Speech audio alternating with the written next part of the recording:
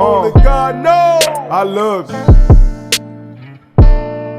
I don't even know you. Only God knows. I know you. And I love you. First, what's happening? First letter here. And back with another episode of Everybody Got a Story. On this platform, I try to shed light on the extraordinary stories of extraordinary people who ordinarily wouldn't have an opportunity to share their stories in great detail. I got another good one for y'all today. This is another person who, without her, my story would be totally different. It's because of her empathy that I actually had a career. But her story is incredible in itself. I want to introduce y'all to Felicia Jackson. Mm-hmm. I was kind of shocked by your introduction. Like, okay. Oh, but that's that. I keep trying to tell you, I hold you in the highest esteem. I'm great with words, but I can't even really put it into words because at that moment, nobody would give me a chance. You know, nobody, no one. I appreciate it. Your legacy precedes you. You just don't know how influential your mother was in my life. Well, we're going to get into that. I want to hear some of that. I want to hear about this legendary Mary Wells. She always trying to talk about that back in the Gap, what she used to do. Oh, my goodness. I would tell you, but we'll get into it. Okay. Oh, yeah. I want to get into the whole story. But I ain't going to waste your time nor the viewers. We're going to go ahead and get to it. So let everybody know where you're from and kind of describe your upbringing there. Okay, I'm originally from Canton, Mississippi, born and reared. Okay. Lived there my entire life. And then at some point, my parents moved to the Glustack area, but the zip code and area code address was still Canton. And grew up in Holy Child Jesus School, attended Holy Child Jesus Church until the 8th grade. When the high school, at that time, when I was in the 8th grade, the high school had been closed. They closed the high school down, so I wasn't able. Had the high school been there, I probably would have been at Holy Child Jesus until I graduated from high school. And then I ended up going to Madison Ridgeland High School after that. And this is where I spent my entire life. And the transition that we're going to talk about probably in a few minutes would just be a part of why I'm not here every day now, and I just happened to meet you at Holy Child Jesus School, the place where we both had a lineage and had a long history. So I appreciate Holy Child Jesus being divine intervention in my life, being able to go through the schooling and also being able to meet you and meet your mother. All right. And so talking about that now, my mom you're one of my mama's favorite students. I don't know if she ever told you that. But you are. She would often talk about you, and when she talked about my sisters, she made y'all do a dance or something too. I think Michael Jackson "Wanna Be Starting Something." That's one of her favorite memories ever in education. So, how was my mama as a teacher? And you can keep it real with me. I would keep it totally real with you because your mother saying to you at any point that I was any type of favorite of hers is shocking to me. Really? I mean, you've seen me and you've seen my spirit, and my attitude as a child in middle school was not compatible to what your mother's spirit was. I think about those moments now and I get truly embarrassed. I get totally embarrassed my interaction with your mother. My father and your mother were very good friends. They were co-workers. And my father literally had to stand at the back. There were two doors to your mother's classroom, one at the front of the classroom and one at the back of the classroom. And my desk was right at the front because I had to be close to the front. And my father would have to stand at the back door to keep me in order in your mother's class. I was just that out of order. And it was more so, just growing up in that era, growing up in, I had a tomboyish type of attitude about myself sometimes, not wanting to be bullied by people. So I probably in turn became the bully. and I was not a friendly student in the classroom to teachers. Just wasn't. And now that I think about them, like they were never mean to me. It was not that. It was just trying to make my way in a place that I felt like I didn't belong. And your mother was always patient with me. extremely patient. Your mother was not only an English teacher, but she was an artist. And I remember her trying to get us to do art. And I was constantly be like, I don't want to do this. I don't want to, draw apples. And so she said, Felicia, just draw apple, draw a tree, just draw something. But when I reflect on the moments in that classroom with her and just being able to have the opportunity to learn from her now as an adult, somebody who has a mature mindset, she was extremely, extremely smart. She was extremely smart, and her wisdom was given to us. But her saying at any moment that I was any type of favorite student of hers was totally, because Holy Child was one of those types of places where students really tried their best, and there was some smart children in my classroom, some smart people in my class. And your sister was she wasn't in my class, but she was a class ahead. And in your sister's class, there were like a lot of scholars in there, a lot of high achieving scholars in there. So it was just one of those types of environments. And I was just trying to fit in. Like, when you did, and sometimes you feel like you don't fit in, you go to the opposite side. And like, I may not be one of the smart top ones, but I'm going to get your attention somehow. Right. I truly appreciated her. But I think the significance about her education, my educational experience with your mother, was in college. And I think Jackson State has this policy now that you have to take an English exit exam to graduate with at Central State University. I went to Central State University, a historically Black college in Wilberforce, Ohio. And so in order for you to graduate, you had to take an English exit exam. So I went in my senior year, I took the exam, no big deal. And I was called to the dean's office. And the dean called me in and he was like, you're in major trouble, young lady. I was like, for what? He said, you got 100 on your English exit exam. And I was like, why am I in trouble? I didn't know what I got. I went in, took the test like everybody else, and came back, and they put your social security number on the wall, and they put your score up there. And I was like, okay. And I saw a lot of people who were failing. So they called me into the dean's office to retake the test in his office. And it was, when I think on the test now, I was thinking like, what's hard about this? Because it was Ms. Wells could have gone, should have gone, would have gone. That was like that was a daily drill. And so when we were taking this English exit test, I was like, okay, what's this? This is easy, because historically a lot of people have failed the test. So when I went in there and got the 100, I was like, okay. But they made me retake that test in the dean's office because they thought that I had cheated on the test. But at that moment is when I realized, okay, that was it, because I wasn't, like I said, I wasn't the model student in the classroom, but the fact that how she had taught us and the way she was teaching us was something that made me understand it was her wisdom. It was what she was doing that really put it there and put it in me, because I got that 100 on the test. I became an English teacher, not because I thought that I was, this prolific writer or anything, but I knew that I had the skill set to be able to teach grammar and teach, students proper punctuation because of that background from Holy Child. Not only your mother, but Holy Child Jesus, period, was very, very influential in making sure that we all had that structural background. Whether you were the top student in the class or the one causing the trouble, we all had a good educational experience there. So I do appreciate her for that. I appreciate the whole Holy Child Jesus experience. And then to come back and be the principal there and have you walk in like, okay, when can you start? Yeah, we gonna get into that, but that's definitely gonna warm her heart to hear that. It was amazing. I mean, and then once you put your name on that wall, once your social security number is up there, then you put your name up there to identify yourself. People were coming to me like, "Can you take the test?" I'm like, "I can't take the test." It was one of those, because they couldn't believe, like, you get 100 on this test, and I was taking the test like, "What is this the test everybody's spelling?" But it was that background. It was that Holy Child Jesus background in your mother and her skill with teaching us how to do those things that now I'm really seeing they don't seem important. People don't teach diagramming sentences anymore, and that was a big deal. And people don't really go into the grammar aspect of why proper grammar is important. And even with my own children, sometimes they'll look at, my sister gave me a t-shirt that says, "In my head, I'm correcting your grammar."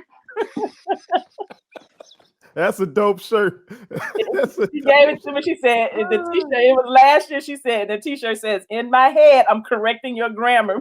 Right. I got a t-shirt company. That's something dope. I need to find that. Yes, she gave it to me last year for Christmas, because sometimes I just got to the point where I just look like, okay, that's not I know you have a time on social media there, because people really I've gotten to the point where I'm like, this is I turned it into one of those, this is one of those cultural norms now. Yeah. Perfect. I'm in that cultural mindset. Like, Felicia, you just have to learn the new culture, and this is what people do. But no, Right. I don't say anything. All right. Now you mentioned you went to Central State. Now where is that again? It's in Wilberforce, Ohio. It's outside of Dayton, Ohio. Okay. Well, this is a very important question for you, especially for my younger viewers. What went into that decision and what went into your major? This is why this is so important, because I constantly see so many young Black people, to be frank, on social media, and they talk about how they believe college is a scam and they're just trying to get through and get their piece of paper. And people said college was going to be this and that, and they actually hate it. And I truly think part of the reason they keep saying that is because they didn't put enough thought into what school they were going to and what they're going to major in. Because college, best 4 years of my life. Mm-hmm. I really grew tremendously as a person, but I put a whole lot of thought, prayer, meditation, everything into that decision, though. So I want to know what went into your decision to go to Central State and to major in English. I'm gonna be totally honest with you. The main reason and goal behind me going anywhere was that I wanted to leave Canton, Mississippi. It Okay. was because Jackson State was a big deal back then, just like it is now. And my father was a huge Jackson State fan, but I just was like, now that I'm an adult and I'm grown, I feel like God put this nomad spirit in me. Like, I just didn't want to be here. And so I actually went to California first and didn't like it there because I didn't like the community environment there. And my father had gone to Wilberforce University, which is it's in Wilberforce. And this is a private university because my cousin, who was also from Mississippi, from the Delta area, he went to college, got a college degree from Alcorn, and he got a job at Wilberforce. And so his duty to our family was to make sure that we tried to get an education, make sure that, so my father ended up going to school at Wilberforce because he was there. He was a dean of students. He had connections, not that anything was free, but he was like, come up here, I'll take care of you. So he was in Springfield, Ohio, Yellow Springs, Ohio. And so my father went to Wilberforce. And so when he left Wilberforce, he ended up at Central State. And so I was in California and I was sitting on the couch at my aunt's house, and I saw Central State was in a football game. It was a football game, and I had already said I wanted to go to Central State, but this idea of being in California seemed more fantastic. So I said, well, I'm gonna put Central State off and go to California. I hated California. I don't even have to go there to visit. And so I was watching TV in California one day, and I said, I need to go. And I called him on the phone, and I was in tears. I was like, I got to come there. I can't stay here, because just even seeing the football team and seeing the reaction from the crowd, I knew I had made a mistake by not going. And so he said, come on. I went to school there in January. And just like you said, mine wasn't 4 years. Those were the best years of my life. And I went there and had an amazing experience. And I became a fan of historically Black colleges. When I hear people now, I remember my son Zion, of course, you know Zion, when he was on a history project or something on President Barack Obama. He said, President Barack Obama went to Harvard. I said, no, he didn't. He went to Howard. I knew, of course, he went to Harvard. I said, he went to Howard because at that point, I was always trying to instill in them, you have to go to a historically Black college. You have to go to a historically Black college. So my goal was I wanted to leave Canton. It was just, I don't, it was just something about growing up here. Sometimes it just made me not want to be here. And I just knew I wanted to go. And God said, well, go to California first. And I went, and I didn't like it, so that I could I think he did it so I could appreciate the experience at Central State. And so once I got there, my community of friends, I joined a sorority, played on a little miniature, intramural softball team, and just had a wonderful experience there. Met my first husband there, my children's father, which that was a blessing because my children are wonderful now. And just the community of historically Black colleges. And you went to Southern, and Southern, to me, it has that historically Black college feel. Because even my son, I said, well, go to 8. He was pushing for Ole Miss. He was pushing for Ole Miss. And I remember one time he wanted, in the 7th grade, wanted to buy Ole Miss t-shirt, University of Mississippi t-shirt. I said, I'm not buying that. I was like, I'm not. And sometimes, as a child growing up, like, I'm just going to do something opposite of my mother. He went to Ole Miss, but I was pushing him. I said, if you don't want to go to a historically Black college, just go to USM. Go to USM, because I knew several friends that had gone. And so that experience to me, the camaraderie there, the community there made it similar to what I think you experienced at a historically Black college. And the historically Black colleges, to me, create a community of people that you can relate to, that you can identify with. And sometimes people make the statement that, well, it doesn't teach you how to get along. Black people know how to get along with all types of people. We're just, that's something about our nature. We're able to adapt to any environment. Unlike other people, they can't adapt to us sometimes, but we can adapt to any environment. So going to a historically Black college does not limit your ability to adapt to other people. It actually broadens your perspective on Black people and allows you to see that we're not limited to just what other people think about our race. And so that was the most appreciative thing that I could see. Like, there were people there who were Black, but they were different from me. They were totally different from me. They had come from different environments. Their parents, I had friends whose parents had cash money to pay for college, and they had, and so it broadened my perspective on who Black people were. And so that's why I truly appreciated that experience, because I was limited to just my community of Black people here in Canton. So when I got there and started seeing, okay, Black people, not just the same Black people everywhere. So that's one of the things I even talk about now with my cultural competence, with people. Like, you can have a whole room full of Black people and we can all come from different cultural levels, different cultural understandings, because everybody thinks that, oh, we're all the same. And if you're living in a community where everybody in your community is the same, you think that all Black people are the same and all of us do the same thing and all of us act the same way. And we are so broad in the way that we see life and so broad in the way that we see things. So going to the historically Black college was a life-changing experience for me, because it made me see Black people in a different way, instead of the way that I had grown up, the way I had seen us, and had gotten to the point where I was like, this is not what I want to do. So I promote Black historically Black colleges, even in Africa now. When I have students who are saying, I want to go to Yale, I want to go to Harvard, I said, I don't even help people who want to go to predominantly white colleges. I just don't. And and it's just, and my son ended up going to University of Mississippi. My daughter started out at Howard. She's finishing up at Jackson State. But that's just one thing that I promote. And my family thinks that I'm strange, because when I'm looking for a doctor, I said the doctor has to be Black. And they're like, Felicia, why? It's like, it's just me, I don't. Right.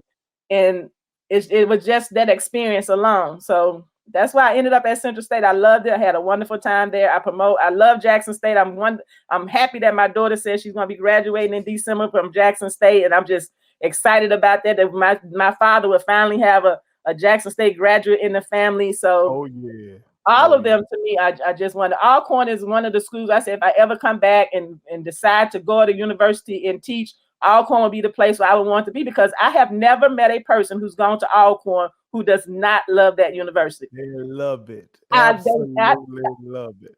I tell people all the time, when everybody who's gone through your university has positive things to say about it, because sometimes you'll hear people say things about Jackson State that are not so positive, but everybody that I've ever met that has gone to Alcorn loves Alcorn. My cousin, he's 80 something now. They all come back for the national alumni meeting and all that stuff. So there's something positive about that school, and not just that the football team, but I think the experience at HBCU is something that is unsurmountable to what you would get at a predominantly white college. That's real. That's real. And I was laughing because what you said about Southern Miss is what me and the homies say, because we say when you out there on the yard, Southern Miss seems like a HBCU when you just out there on the yard. Like, we're everywhere. Like, we dominating the culture down there until game day, and you see all the alums come from pre-integration, and then it's like a slap in the face. Like, you realize where you are then. You know what I'm saying? But just a regular day on the yard, it's us out there running things. The community is extremely important in a university setting. You cannot go to a university and not have a community of people to support you. And the one thing that I know about historically Black colleges is that Black boys and Black men graduate from school. And that's not one of the things that you get so much at a predominantly white college, because you can go and spend a semester there, spend 2 semesters there, and you fall off because you don't have that community of friendship. You don't have that bond that you said you're sharing with your friends now. I even see you on Instagram and Facebook now talking about the relationship with the people from college. And I honestly don't think you get those types of bonds when you go to predominantly white college. Some people are having great experiences there, especially when they have the ethnic or the communities that they establish at the school. But the university itself will get you there. But once you're there, you have to find that community. When you go to a historically black college, it is there. The teachers are there going to try to push you. They're going to try to support you. And then you have that network of friends who are like, man, we all going to graduate. We all going to rock across the stage. And so I truly believe that black boys and black young men going to historically colleges gives them a better and higher chance of graduating from school. Now, you talked about earlier, students saying that going to the colleges is a waste of money, it's a scam. And I have really adjusted a lot of my mindset when it comes to getting a college degree, more so in helping to develop that 4 years of thinking what's next. Because I tell my own children that going to college does not guarantee that you're going to get a high paying job. It's not going to guarantee that you have this successful life. What it can give you is 4 years to think about, okay, what's next? And build that mindset that says, how am I going to build my own? And so that's the one thing that I think that we missed growing up, because so many people during that generation, you have to go to college to be successful. You have to get an education. You have to get this degree to be successful. And no one really pushed in us how to build our own, how to maintain our own. And so that's the message I'm trying to put out there now. Like, okay, if you go to college, then fine, because the paperwork does help, especially if you want to, for leverage in some places. But how do we build a mindset within our communities of people maintaining and seeing themselves in their own ownership? And your ownership doesn't mean that you're going to get rich. And that's what I'm trying to push with a lot of people. It doesn't mean that you're going to get rich, but it's yours. You get to make the decisions. You get to decide where you want to be in life. You get to decide who you want to work with and who you want to work for. And it may not put you in that financial place that you want to be, but you have options. And sometimes getting a college degree does not give you options. It says, okay, you have a job here.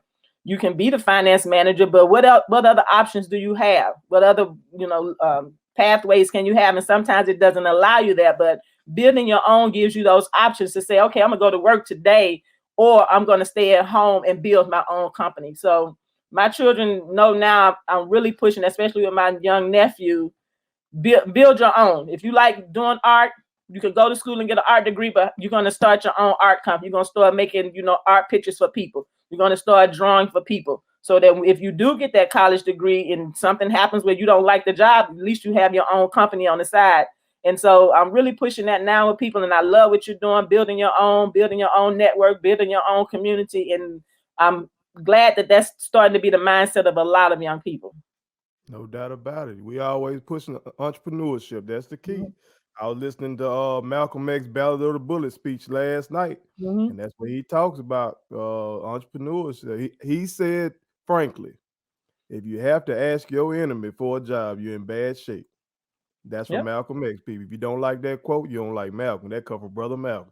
But transitioning, what was it like for you then after college and you get out here first year in the real world? Because a lot of folks, I remember when I was growing up, they used to tell me college was real world. College wasn't the real world.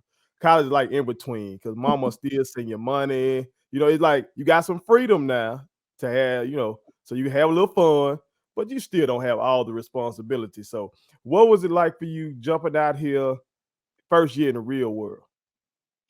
My first year teaching, I was a 25-year-old woman. In my first year teaching, I was teaching children who were 18, 19, 17. So it was like, oh yeah, I know, I already know. When I think about that experience, I said there should be a law that says immature young people leaving college should not teach other immature young people in high school. I was not ready at all. It was like siblings in the classroom environment. I was awful, absolutely awful. And remember, I had come from that strict Catholic background of education where I thought the classrooms got to be quiet. You have to be sitting still. You learn those things from your experience. And that's what I tell people all the time. Being in a classroom in college would not teach you how to be an effective teacher, because you take into those teaching roles what you knew as a child growing up in the classroom. So I took that right into the classroom with me. Be quiet. Don't say a word, from what I had learned from the nuns, and it didn't work. It most definitely did not work. So I was not an effective teacher for many, many years, not just 1 year or 2 years, for many years. And then you have this paycheck now, and the first thing you want to do is buy the car, because that's what everybody tells you, buy your car. So that was like the first trip I took on my, and even now, it was so funny. My niece yesterday was like, "Teacher, when you gonna get another car?" I said, I've had one. I know what that's like, so it's okay. But that learning experience of getting the car, trying to find a house, starting the first time to really understand credit. What you mean credit? Because growing up, you're like, credit, what's the big deal about this credit thing? Then you start to see. And so all of those lessons that I learned my first year are things that I try to help young teachers with now. Like, you can't go into a classroom environment taking in those things that you learn from your own classroom experience. You have to know your students. You have to know your audience. You have to know how to adapt to what your students' needs are in a classroom in order to be an effective teacher. Because how it worked for you, Miss Mary Wells worked for me, and the nuns worked for me. But that environment totally did not work in Oak Park, Michigan, right across the street from 8 Mile, Detroit. There were a lot of children that I taught, their parents were working with the automotive industry. Their money was way more affluent than what I had seen in my lifetime, growing up in Canton. So the goal that I tell teachers and anybody dealing with young people, you have to know your audience. You can't go in with your mindset, and you have to be able to adapt to the audience that's been given to you. If you can't adapt in a classroom environment, you're not going to be an effective teacher. It would never work. This idea that if you can just demand children to do things the way you want them done, that was that mindset that I had. Right now, it's like, what y'all want to do today? How y'all want to do it? When you want to turn it in? You can't give it to me today, give it to me then, because there's so many other things going on in a child's environment that may not allow them to do things that you want them to do. So that first year getting out of college, getting out there in the real world, be conscious of your environment, be conscious of the people around you, be conscious of your audience. If you're out there in one of these industries where you have to appeal to the audience, sometimes you have to do things that may go against your character, but it's appealing to your audience. And so I didn't learn those things. So now that's my message to everybody. You know how to adapt to your audience. I know your mother was the mother, the teacher that I had. I'm sure she was like that in the classroom. But when I see you on Instagram, when I see you in your videos, Adam knows the idea in the history of understanding your audience, and he knows how to do that.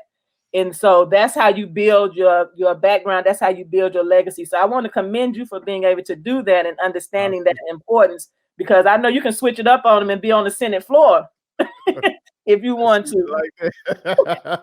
So it's funny to me when I see and people may say things like, well, just they think that your mindset is supposed to be one way. You have to have multiple mindsets in this industry.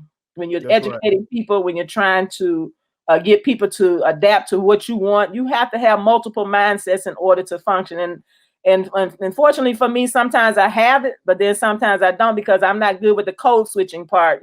What I am is what you get sometimes, and sometimes it's hard to switch up. But I'm learning, still learning. It's an ongoing learning process. And so that first year I was awful. Multiple years after that, I was awful.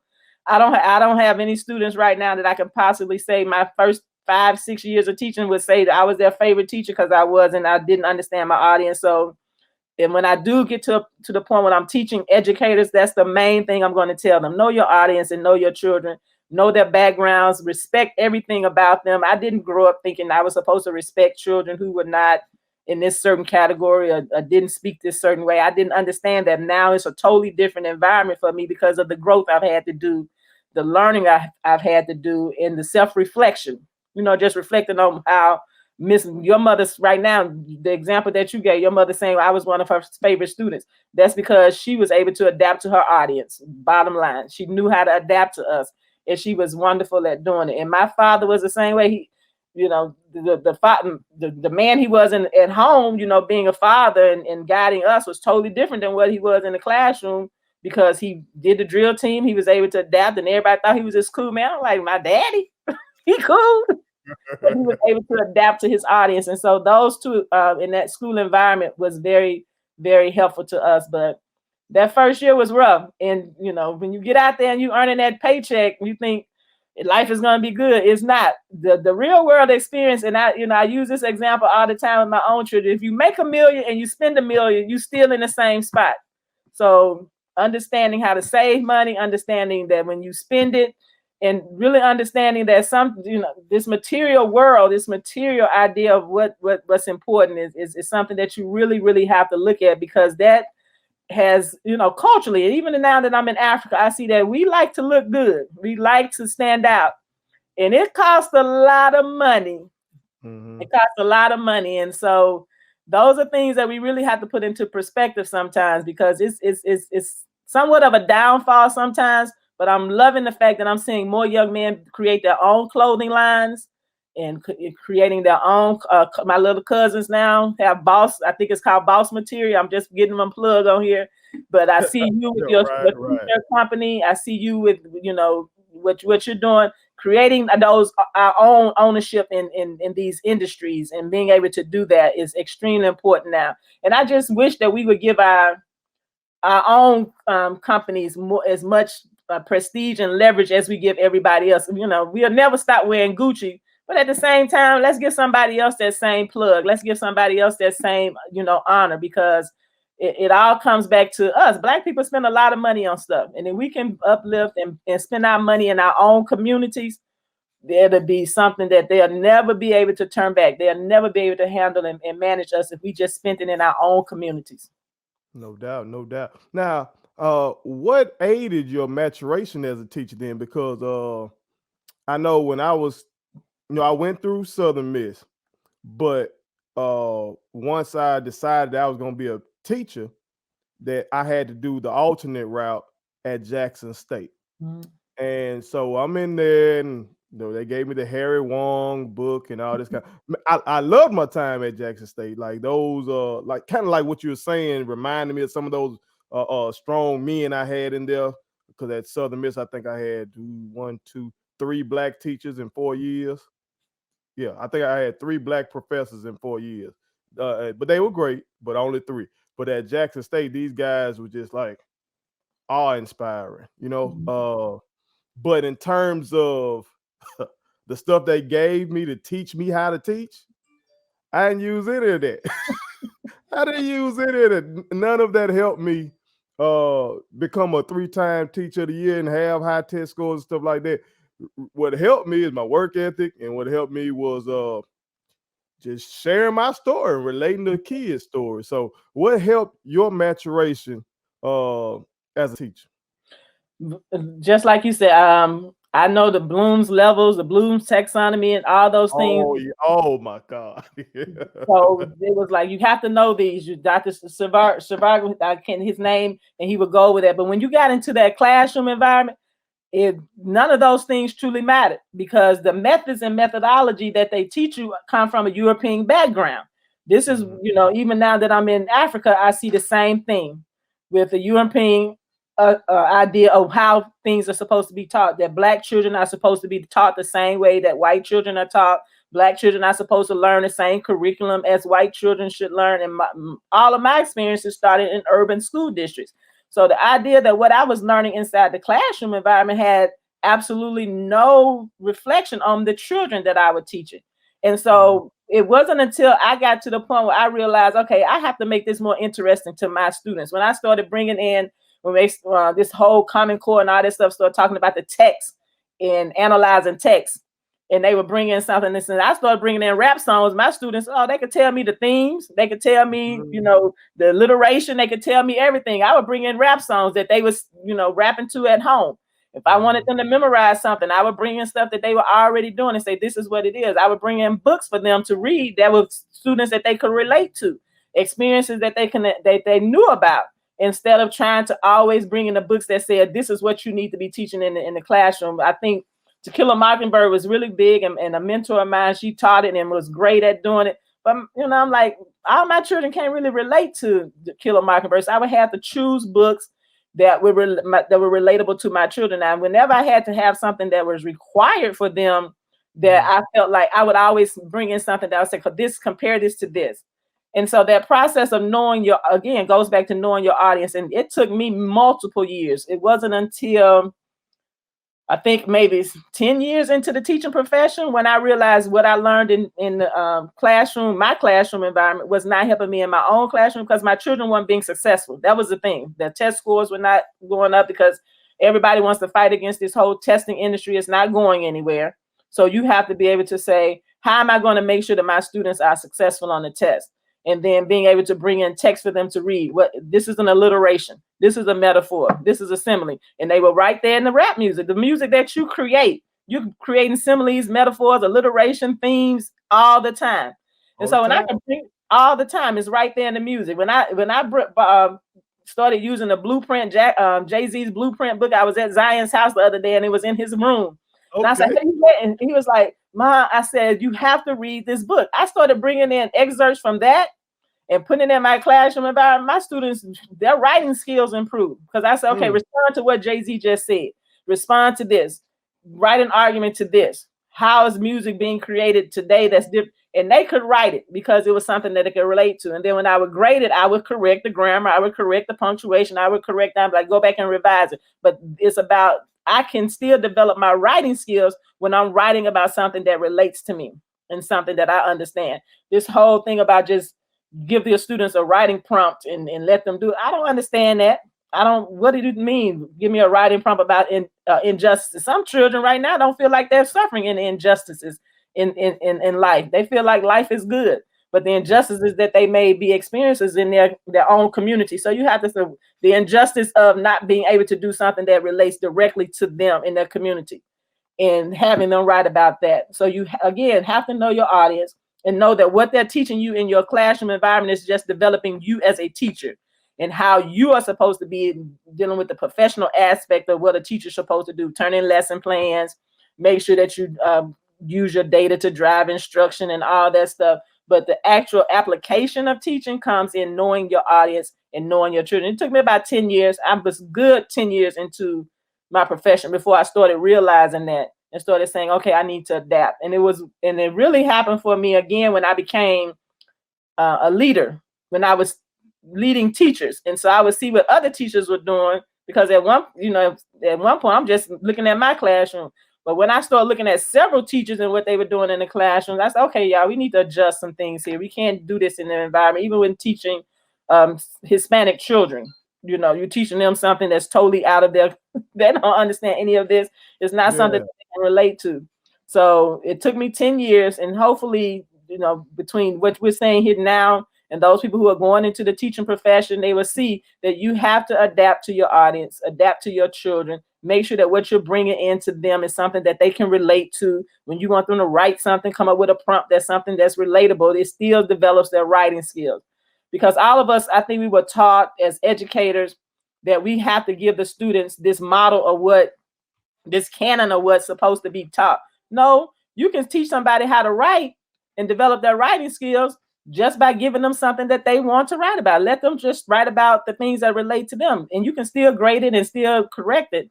Give them something to analyze that they can relate to. I remember, the young man who did the, oh my goodness, the one rapper that was big back here a couple of years ago. I can't. I hate that his stuff escapes me right now, but his music was something that I just every day it was like a different song that I would bring in, and it was part of my do now. I would put up some lyrics on the board and say, okay, show me the simile there, show me the metaphor, explain to me what he means when he says this, and it was just like, oh my God, I can't. Oh my goodness, I can't believe his name is escaping me right now. But that was my do now, and that was what I would have being in Basquiat's paintings from and I would put it up, and so my students would they were tripping because I said this painting sold for $40 million. It's like, no, it didn't. No, it didn't. I said, yes, it did. And I was showing them the picture. This is a black man. He made $40 million from this painting. Jay-Z uses it. And then I would say, okay, analyze what is going on in this picture.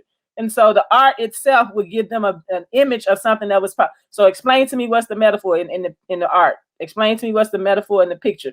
And so just using the art that they could relate to and see somebody that looked like somebody from their own community, they would come up with, he is trying to explain the chaos in the world, blah, blah, blah. And so that was another way. But just adapting to my children and adapting to the environment is where all of that started to happen. But I had to take myself out of the equation and put my children solely into what I wanted them to know. And and we don't learn that in the education world. We don't learn that. They don't teach us that. They say, these are the proper procedures you're supposed to always follow, and those procedures are not what's working for our students and for our children. I'm glad you said that, because I try to tell people that. I got a partner who's a administrator now. He said what made him a great administrator is him working at Walmart once upon a time, because it helped him relate to people. When I was teaching, the kids would always tell me, I hate history, but I love you, because I was able to sell it because I was relating it to them. Because that's how it was as a student. That's how I was able to get through school, take all this complex stuff and relate it to something in my everyday life. Like we read The Scarlet Letter with my junior year, one of the few Black teachers I had at St. Joseph. And this is just me. When I read The Scarlet Letter, it just seemed like a baby daddy, baby mama drama to me. And so for the project about it, there was a song at that time from like 3 6 Mafia called Baby Mama, Baby Daddy. I changed the lyrics around of that song, used the same beat, and made the song about the Scarlet Letter, and we performed it in the class, and I got an A on that. Exactly. That's exactly what you're supposed to do. And so those are the things that need to be written down in books. Unfortunately, sometimes in the Black community, we adapt to what people in the other side of the European community of professionals say should be done.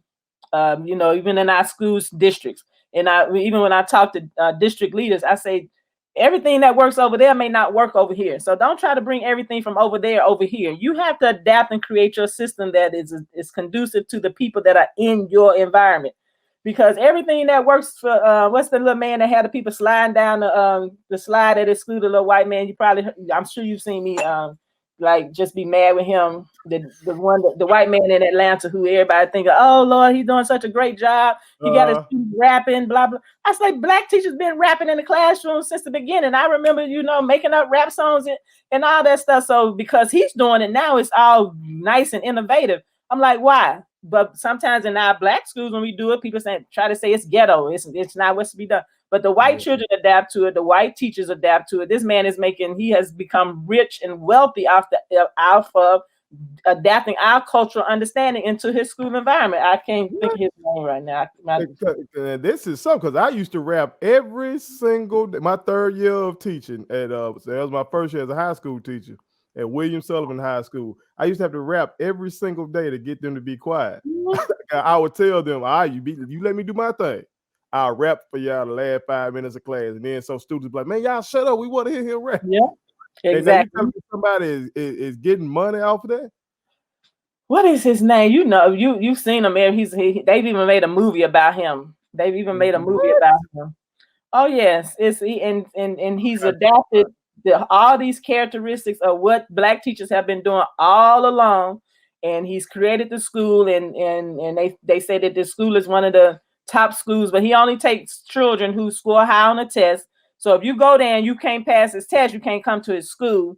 And so that's the other thing that doesn't work. I say we take them all. We take them all in our neighborhood schools, and we make sure that happens. But Ron, I think his name is Ron Clark. I think his name. I said I'm getting sued by Ron Clark later on when he said. But I'm like, we have always done that, and we have always had the Freedom Summer curriculum, the Freedom Summer curriculum from the 1960s. If you looked at it today, it's Common Core. It is all of everything that Common Core is saying that we should do in the classroom. Because when they did the Freedom Summer curriculum right here in the state of Mississippi, they had children analyzing poems and using those poems from Black authors and analyzing them and critiquing them and writing about them. That's everything that they're talking about doing in Common Core now.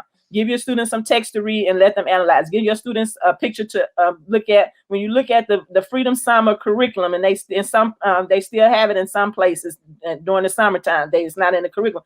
They have an art piece in there, a piece of art, and they'll have children write based on what's in the art. That's Freedom Summer Curriculum is what Common Core is based on now. And so people would say, well, it didn't come from Freedom Summer Curriculum. I'm like, somebody on that Common Core team knew and understood the Freedom Summer Curriculum, and they adapted it to what we're supposed to be doing in Common Core now. So Black teachers, especially from your mother's generation, all those teachers before, they already knew how to do it. And it's just then this new generation of teachers who are starting to learn and starting to adapt it to the classroom. But we have a lot of work to do in our urban school districts and in our community schools, because those teachers are, again, going in with that mindset of, this is what I learned in school and this is what I'm supposed to do. And so it's really destroying our children, because in destroying the education of our children in a lot of places, because what works for them doesn't always work for us. And then we class out. We forget sometimes where we've come from, because we class out now. We're making money. We have our fancy cars and we can buy fancy clothes. And then we go into an environment where everybody's not in the same class level as us. And we start looking down on the way that they live their life. No, the way that they live their life is the way that you're going to be able to educate them. And sometimes when we get to that different class level, we don't see, the people who we feel like are not in our same class level. And the classism is what destroys Black communities. That's what's destroying us in the Black school systems, because we don't see our students who we feel like are not on the same class level as us, as our equals. They really have more powerful stories than some of us. And then we can adapt to understanding their stories and their struggles and the things that they go through daily in life, and allow them to really have an opportunity to put it on paper or put it in a song or put it in writing. That's how we're going to elevate their educational level. But sometimes we forget about that when we get into that place, that first year, when we get that nice big check. We forget about where we really have come from. So I basically, I keep hearing you talk about how teachers need to relate to their students. And I know as an administrator, you were my first administrator. So I want to know, what about you, what about your experience in life allowed you to relate to what I told you about? To the viewers that haven't watched me share my story about what happened to me when I was a victim of police brutality, you need to go check that out. It's called I Was Nearly George Floyd. But after that incident with the police and me defending myself against police brutality, no one would hire me, even though I graduated #1 in my class from the University of Southern Mississippi with a 4.0 in psychology. Nobody in the field of psychology would hire me. I tried other school districts first. They wouldn't hire me, but this lady did. So what about you? From your experience? And now, when I was trying to get the psychology jobs, those were white people. Okay. And of course, like, I had one white person tell me the police like your mom and daddy, like you, so you should just do. So I guess I was just supposed to let cuz whoop me or something, I guess. But some of the folks were Black that didn't hire me. That's not shocking to me. Yeah. So what allowed you to be empathetic when it came to something like that? I think the thing that's like mind-boggling to me now is that everybody thinks this whole George Floyd and everything that they see now, the visual, is something that's new. It's always been happening. It has always occurred. I said the only thing, the incident last week with the woman in the hotel harassing a little Black boy about the phone, those things are not new. It's because now we have this network or this opportunity to see it play out through the phone, through the system. So when you came to me, I grew up in Canton, Mississippi, where the chief of police, Billy Noble, was like the boogeyman. It wasn't like he was a friend. He wasn't a friendly person. Yeah, it's like he's legendary. Right. Yeah. So, growing up, being afraid of the police was like a norm to us.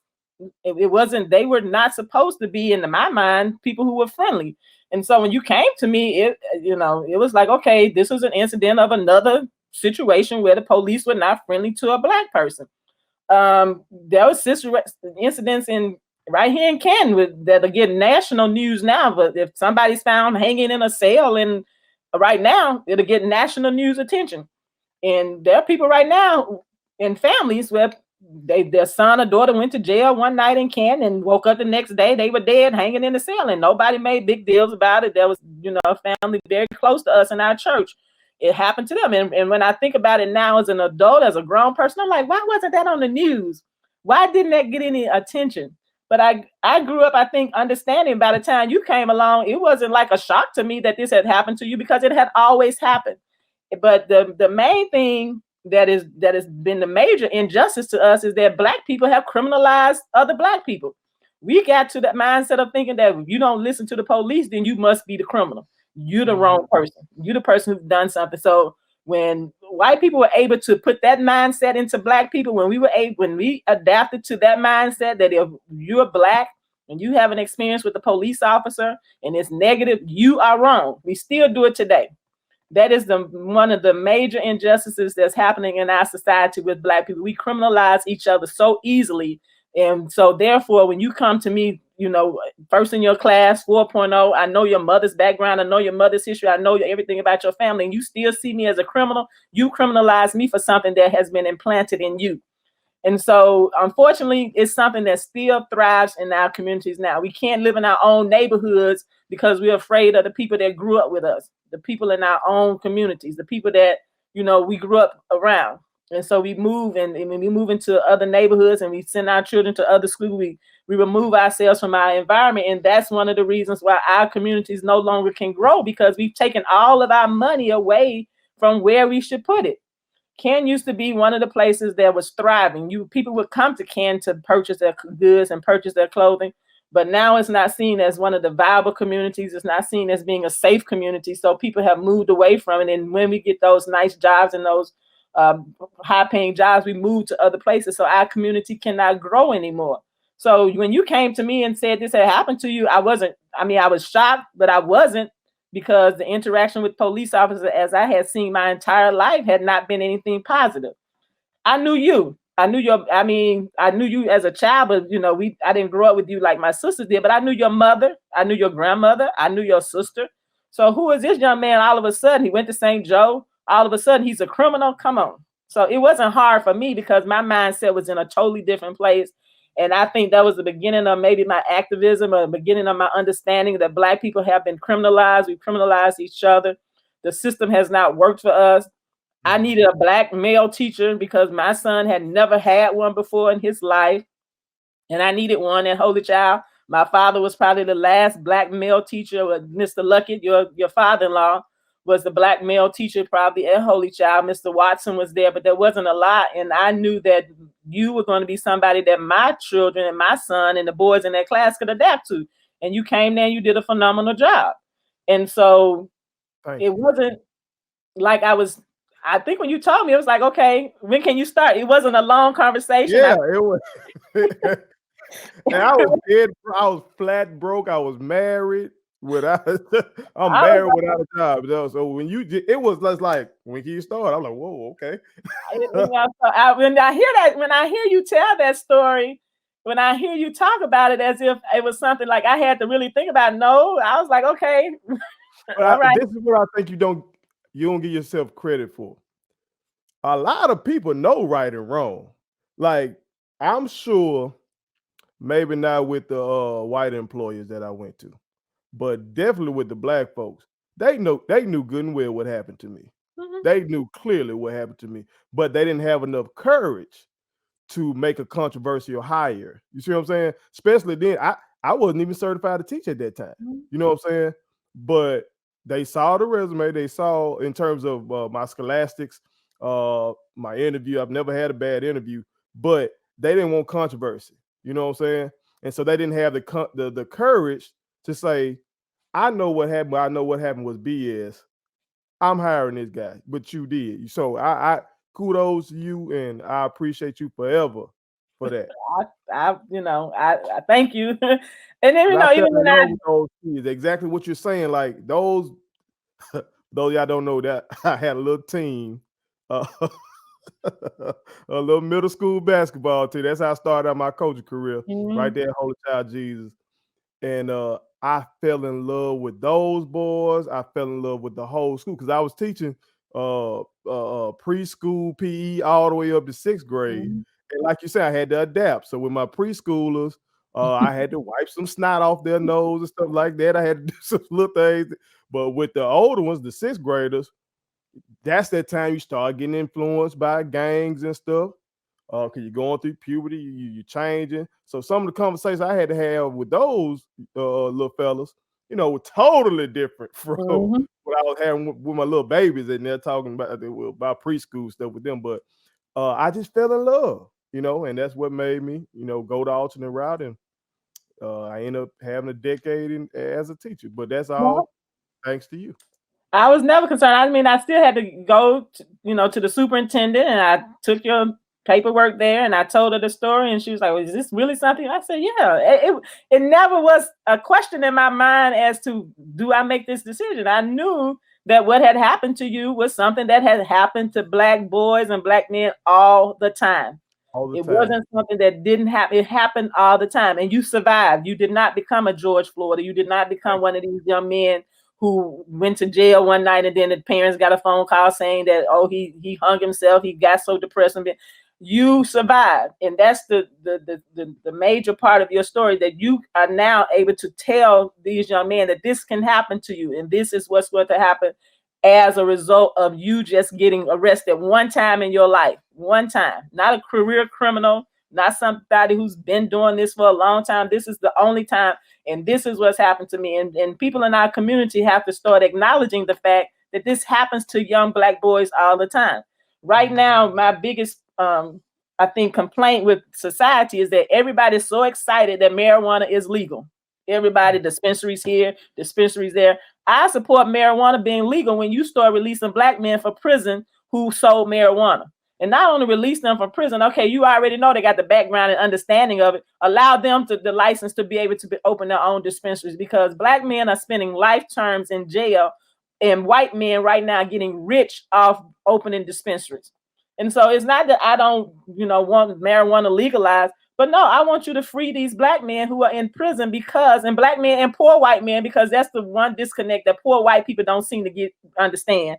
Rich white people don't really care about you all, and until they can understand that they're going to be spending their days and hours in jail right next to middle class and rich Black boys, because they send them to jail either way.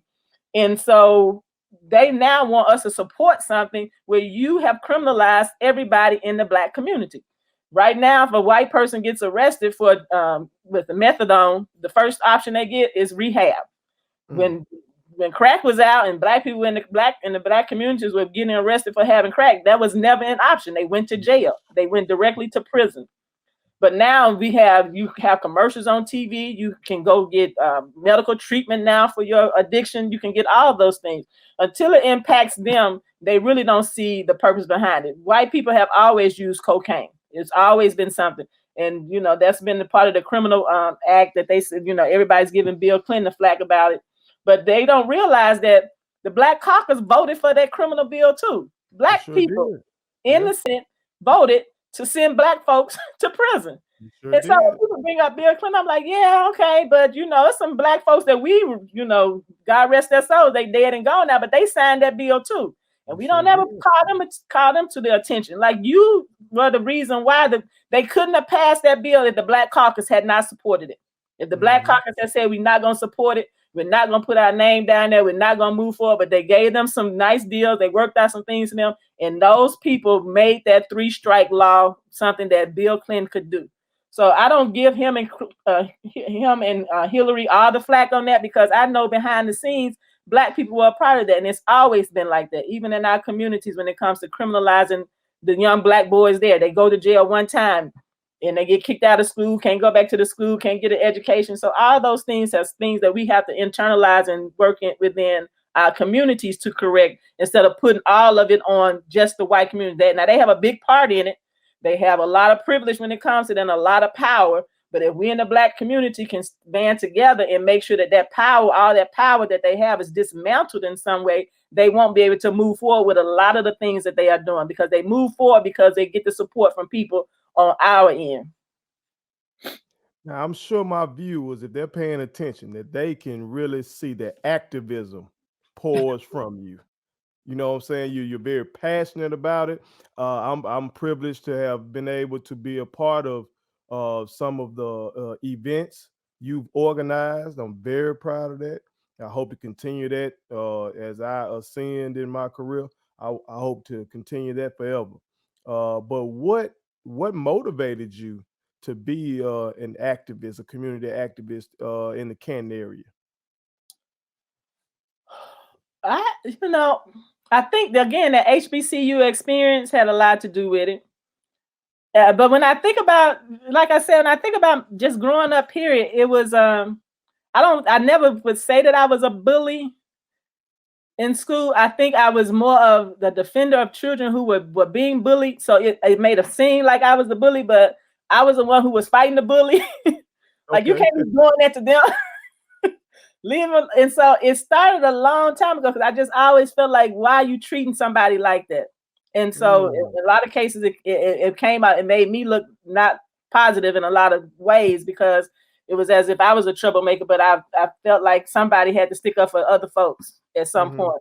And I can remember, being a Holy Child, and people were harassing this Wesley Wiltshire. He was a white boy in our class, and at some point it was like, are we gonna continue to harass this boy? And he became one of my good friends at that time, because I started taking up for him. Like, we can't keep doing this to him. And so it started a long time ago, just something. And I think my grandmother, she could always make friends with people. She was always friendly, and she was always a defender of people. My mother, dear, she didn't harass people, and she felt like things should be right. And I don't know, but it was just the idea that we can't keep mistreating each other. And now that this young man has gotten arrested over here in Rankin County, I'm feeling like, if we don't do something, they're gonna get him. They're gonna get him, and they're gonna get him hard. And so just doing that. But sometimes when you're growing up in the South, and you're growing up down South, and you're growing up in a small community, you're seen as the bad guy if you try to be an activist. You're seen as a troublemaker. And so it hasn't been very easy for me to be outspoken on some things, because I'm always, so I used to worry about, well, if I say that, that's gonna make some people mad. If I do that, that's gonna make some people mad. And so it hasn't been easy for me to be outspoken in a lot of ways, but it just got to the point where I just was like, okay, this is not right. This is not how it's supposed to be. We're making each other, out to be criminals when we're really not. And when I started being around white people and started seeing, y'all get away with a lot of stuff that we don't get to get away with. And so being outspoken in that. And now that even in Nigeria, you're around Black people every day, all day long, but it becomes a part of the class system there. The classism. If you're wealthy in Nigeria, your life is totally different from when you're poor in Nigeria. And so I see myself somewhat of a semi-activist there, but I'm in a new community, and I have to learn how to adapt and not overstep my bounds in Nigeria. But it just, we started the expungement clinics for people, because Black people didn't know you can get your record expunged. You can get all of it. They weren't teaching that in the communities, but they were also charging something that literally is a free service. If you go online and you know how to work your way through the system. A lot of our setbacks is that we don't know how to work through the system. They'll say go online and fill out the paperwork. But what am I supposed to put down? How am I supposed to answer these questions? So we started the free expungement clinics, and I have gotten emails and responses from people who went through that, and they're thanking us, because we don't find out if your record has been expunged, because once it's expunged, it's like it's never been there. So nobody can go back and say, oh, they had the record. And so one young man, I remember him sending me an email saying he went and applied for a job, and he put on there that he had a felony in there. And so the person who was hiring him said, we don't see that. And so he knew then, it was only then that he knew that his record had been expunged. And so he was so grateful for the opportunity, because this was something that he did when he was 17 to 18 years old. He is 30 years old. He still can't get a job. So we started the expungement clinics there, but then even there are certain things that can't be expunged. And that's another thing that we're trying to work on with somebody 17 to 18 year old doing something is totally different than somebody who's 40. The mindset that you have when you're 40. So the expungement clinics was something that Angela and the Juneteenth committee started educating people just about Juneteenth. That was a big deal. Trump said no. He made Juneteenth. Oh, boy! I know. Like I'm laughing at the people who thinks he's very credible. That's the part that's funny to me. People who are supposed to be smart thinks that he's a credible spokesperson for the community. I'm like, how can you actually think that this man is that is what he's saying is credible? So that type of stuff. But being an active, and you use the term activist, and Angela Davis quote is that, activism is about getting at the root of the problems. And I think that that's what we haven't done. We haven't gotten to the root of the problem, to some of the things that's impacting our communities. Like, we do the surface stuff. We offer the tutoring programs, and we offer the, after school summer enrichment. But what's the root problem? What's the root of the problem? What's the main reason why so many things are not moving forward for us in our communities? Because we never get to the root of it. I like that you use the term activist, because, Angela is one of my heroes in life. But I still think that there's a lot of work that needs to be done. And so, I just pray that God gives me the strength to really make an impact and be able to come back, missing out in the community sometimes, not being here all the time. And then I come back and then try to do something. I'm like, oh, if I could, Felicia, sit down sometimes. But God has given me the opportunity to go to Africa, which we hadn't talked about that yet. And so I'm trying to use that as an opportunity for my own self-growth and self-maturity to get me to where I really need to be. Go. Subscribe to our daddy's YouTube channel. He's the best. Hit the like button, turn on the notifications.